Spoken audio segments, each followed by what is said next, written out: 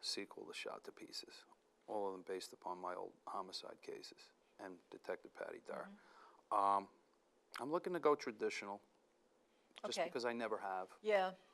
I understand I'm going to have to hustle, Well, even with a traditional publisher. It's a long, slogging, boring task. And I went in ignorant, absolutely. Well, we ignorant. all do. And I make a suggestion to you, though.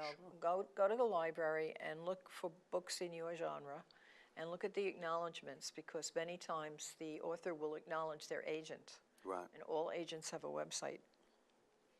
And all publishers have a website. See what their submission, and most of the time you submit online, but look at the submission guidelines. Yeah. Well, that's one of the reasons why I elected to self-publish, is I had been querying agents.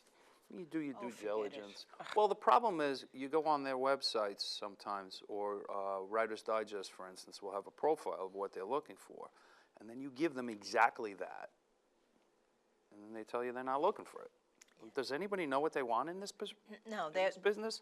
Agents in particular are looking for, in my case, because I write kids' books, the next Harry Potter.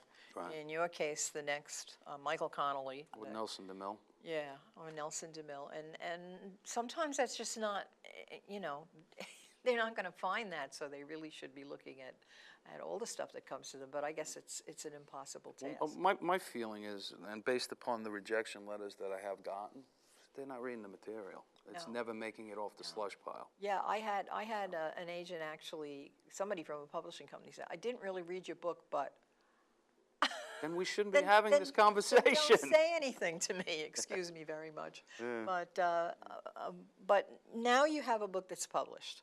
Self-publishing is not the pariah it used to be, no. Okay? And you've also engaged in some marketing. Yes.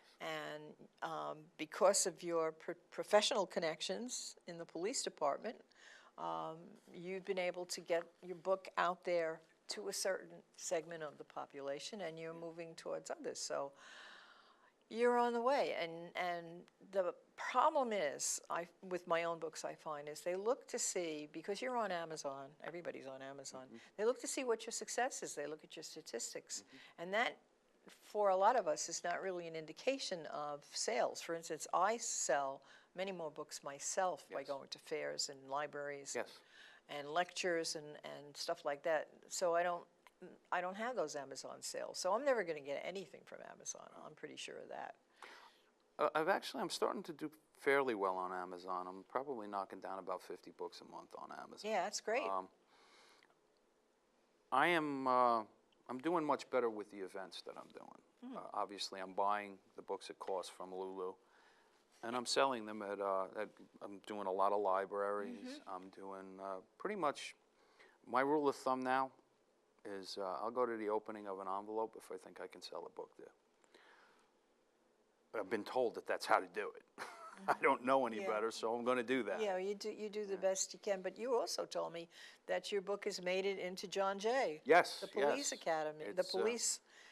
Well, it is the police university. It's a police in New York, university, anyway. not the academy. Yeah, it's highly rated.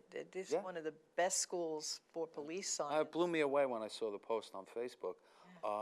Evidently, it's part of the curriculum in that it can be used as a term paper for their criminal investigation course. That's big. It is. That's big, because if you have whole classes of students buying your books. Yeah. Well, we got to get it from the recommended reading to the required reading. Yeah.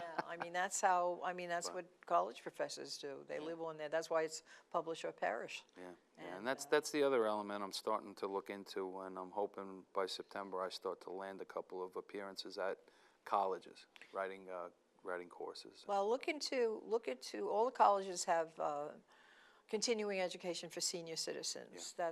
That's one venue that I know of, and you could do lectures and talks, and radio shows. Try to get on the different radio shows. Yeah. And of course TV shows.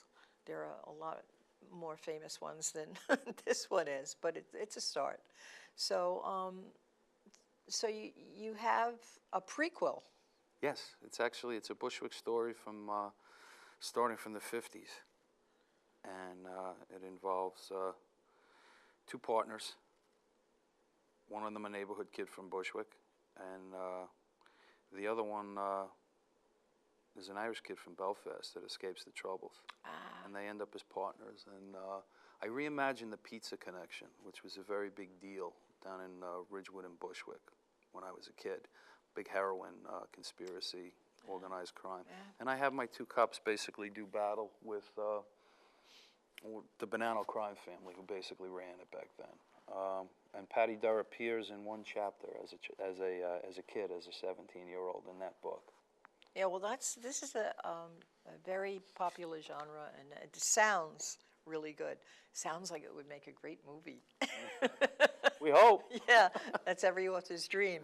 I'm actually taking a workshop on writing screenplays now. Oh, good. Because I want to make sure I get my writing You credit should there. join Long Island Authors Group, because I'm supposed to give a talk in September on turning your book into a screenplay, and I know absolutely nothing about it, so you can come and do my talk for me, okay? Okay. Yeah, that's every writer's dream. I want my books to be a TV series for kids, but who knows? So we have about 30 seconds left. Okay. Anything else you want to say about your book, or advice you'd like to give? Well, the advice I would give, if you think you have a book and you write it, you know, sitting and thinking about it isn't going to get it done. And the other thing I'd like to point out is I pay homage to a lot of great cops and detectives that I worked with. Changed all their names, so they'll recognize themselves. Yeah, well, But that was a great thing for me to be able to do.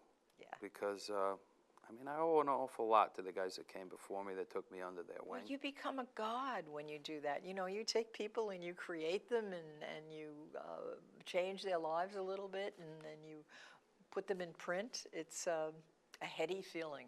Well, we hope they find it so. So it was great to have you, Mike. It's my pleasure. I really enjoyed it. Yeah, good.